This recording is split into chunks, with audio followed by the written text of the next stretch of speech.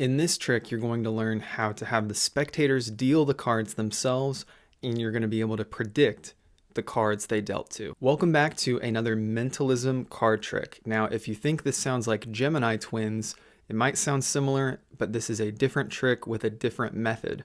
But if you want another cool mentalism trick, be sure to check out that video on the channel. But no, this trick is the deal down force. So if you've never heard of it before, I'm excited to show it to you. And just as a reminder, this is March mentalism. So we have a few different mentalism tricks that are going to be going up. So be sure to check all of those out. But the deal down force involves the simple memorization of, in this case, we're going to memorize the top 2 cards, or you could memorize maybe the bottom cards and you shuffle them to the top, but you need to know what the top 2 cards are. Now, if you're adept at loading cards, you could even have a pre-written prediction. Like in this case, I have these 2 cards written down. I could carry that around in my wallet, and if I'm able to retrieve and load those cards to the top, I can then perform this trick. But you don't have to have a prediction ahead of time. You could just pretend to divine these cards. But this is the deal down force. You're going to hand the cards to your spectators, and it'd be helpful to maybe have 2 participants, and they're going to deal down the cards. You're going to explain to them to just deal the cards down. And then from a few different magicians, I learned kind of the subtlety that after they've dealt those top 2 cards down, the force cards, you can then invite them to deal multiple cards at a time if they want. And then they can deal clumps of cards from the middle or bottom if they want. So they're allowed to mix it up, and then you can have a choice. They can either go all the way through the deck, or they can stop if they want. If you give the option for them to stop, it almost adds like one more element of choice, right? And so that's just from different magicians I've seen kind of take on this principle. Now, this principle is very old. It's over 100 years old, but you can add on to it in those different ways. So let's say they stop here. They've been given the choice to deal from wherever they want, it seems. The only thing is you're making sure that you have them deal down one at a time at first, right? And then you can let them remix it, and then you can let them stop. From there, you're going to have them deal the cards into 2 piles. And here's why it might be helpful to have 2 participants so that it represents their 2 cards, but you don't really have to. If it's just 1 participant, you can have them memorize 2 cards, right? So here's why this works. By dealing the cards from the top at first, and then making sure they stayed at the bottom once they were dealt down, by simply dealing down into 2 piles, you will end up with the force cards. But doesn't it feel so free? It feels so free and fair for them to deal the cards down, and then they're able to deal down however they want. And it doesn't feel like you ever had them particularly deal the top cards down. And then the fact that it reverses back to this, it just kind of gets lost in the shuffle, so to speak, of where they are. Let the world know your love for magic with the merch available through this channel. We've got minimalist designs, optical illusions, and even items you can use in your magic tricks. Pick up some merch for yourself or a friend of yours who is a magician. And of course, this is just another way you can support the channel. So consider picking up some magic merch today. So just to recap this real quick, you start with these cards on top, instruct them to deal the cards down, and they're going to deal them like they would in a game.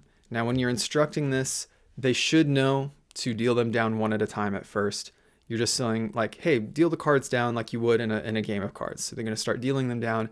And then you say, you know what? Go ahead and if you want to deal multiple cards at a time, you can do that. If you want to deal them from the middle, you can do that. Feel free to mix it up. So they'll start mixing it up a little. Maybe they'll deal from the middle.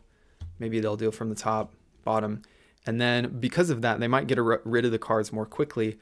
But like I said before, you can give them the option to stop if they feel like stopping.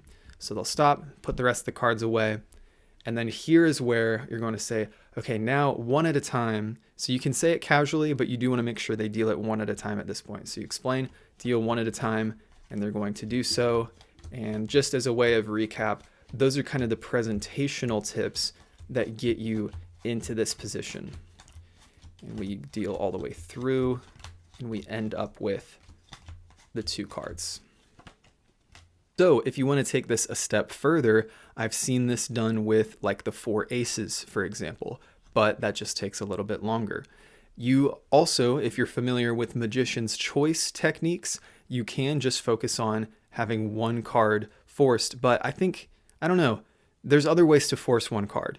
If you have this situation where you're using the multiple piles, it might be better to just use it to your advantage and predict the multiple cards that you're forcing. Another way that I've really been learning to take advantage of card forces is that you can use them to force numbers. So let's say you want to force a number in a creative way. You can have the number you want to force represented by 2 to maybe up to 4 or 5 cards, and you can have that many cards, of course, on the top. And then you go through the procedure, and then you have 4 or 5 piles dealt out, and that's going to seem really fair that they picked those numbered cards. And then you can reveal it on a receipt if you have that number that you forced. You can have it on a serial number on a dollar bill. That's a pretty common way for magicians to reveal things. Heck, you could even reveal the last 4 digits of your phone number or something, right? So using the values of cards is a great way that magicians have then been able to integrate numbers into their tricks.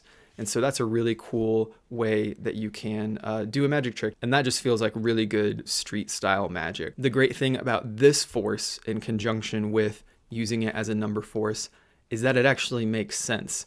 I think you need to consider your tools in magic. There are some forces or some techniques that really wouldn't integrate well with a number force. But if you think about it, you give them the cards, they're dealing cards down, blah, blah, blah, and then you deal it into these separate piles that kind of has a sequential feeling to it so that when they get to whatever your force number is, of course, I didn't set it up in this situation, but let's say we wanted to force these 4 numbers. It just feels right. It feels like it goes with the impossibility of then predicting it on the serial number or whatever it may be. So that is the deal down force. At least that's kind of how I like to refer to it. I believe the kind of category that this is in mentalism and in card magic would be called like a reverse deal. So there are other ways that people have used the idea of dealing down and reversing it. There's actually quite a plethora, but this is kind of your basic go-to version where if you have 2 cards loaded on the top that you want them to select, you can then use that dealing down and then get a clump and then deal 1 by 1 into those things. You are reversing the deal. And by reversing that deal, they force the cards on themselves. So they're dealing it themselves. Just feels really fair and fun. I hope you enjoyed this video and keep checking back for more tutorials on this channel in general, but also more March mentalism tutorials if you're checking this out at time of release. Appreciate you watching to the end. And until next time, keep enjoying your magic, stay a hobbyist at heart, and I'll see you guys in the next video.